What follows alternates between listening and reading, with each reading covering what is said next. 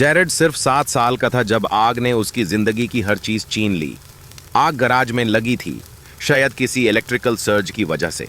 Investigators कभी पूरी तरह समझा नहीं पाए, शायद वो समझ ही नहीं पाए।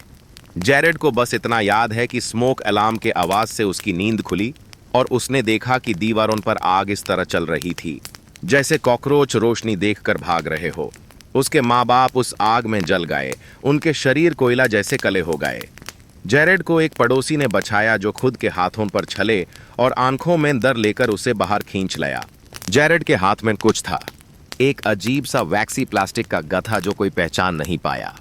उसे आग के बारे में ज्यादा याद नहीं आता था, पर एक चीज थी जो उसके दिमाग में हमेशा जिंदा रही, वो जो उसने आग के अंदर देखा था।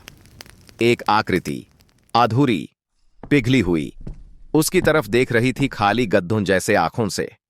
न वो चीखा, न हिला, बस खड़ा था, बस पिघलता हुआ। साल गुजरते गए, पर वो यादें उसके मन में ऐसे चिपकी रही जैसे पुराने चिमनी में जला हुआ सूत। जेरेड चुप रहता, सबसे अलग।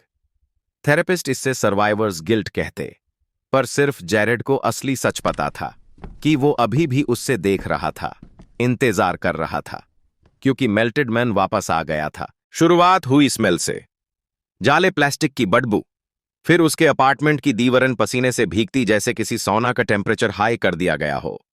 एयर कंडीशनर कितना भी लो कर लो, कमरा ठंडा नहीं होता।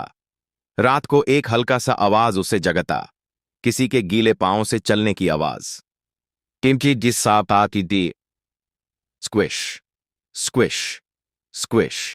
एक रात जेरेड घर आया और देखा कि उसके बेडरूम में पैरों और हाथों के निशान थे, काले चिपचिपे दाग जो दीवारों, छत और जमीन पर फैल गए थे। उस रात जेरेड ने फिर से वो सपना देखा। इस बार वो बच नहीं पाया। उसने देखा कि वो जमीन पर लपेट कर पड़ा था, उसकी त्वचा फट रही थी, छले पड़ रहे थे, वो चीख रहा था।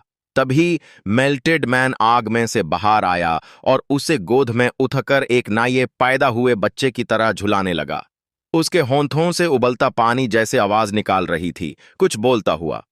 अगली सुबह जब फायरमैन उसके अपार्टमेंट आए, उन्होंने कहा कि वहां कोई आग नहीं लगी थी, कोई स्ट्रक्चर डैमेज नहीं हुआ था, सिर्फ एक अजीब सा हीट पैटर्न जो एक कमरे की दीवारों और फर्नीचर को बिगाड़ चुका था, और एक मैसेज जो मिरर पर काले सूत से लिखा था, तुम कभी गाए ही नहीं। जेरेड को उस दिन के बाद किसी ने नहीं देखा, पर कभी कभी अगर आप सही तरह का सन्नाटा सुनो तो आप अभी भी किसी गीले चीज के जमीन पर चलने की आवाज सुन सकते हो, और एक आवाज नराम और चिपचिपी जो पिघले हुए होंठों से लोरी गा रही है। Please like, share and subscribe.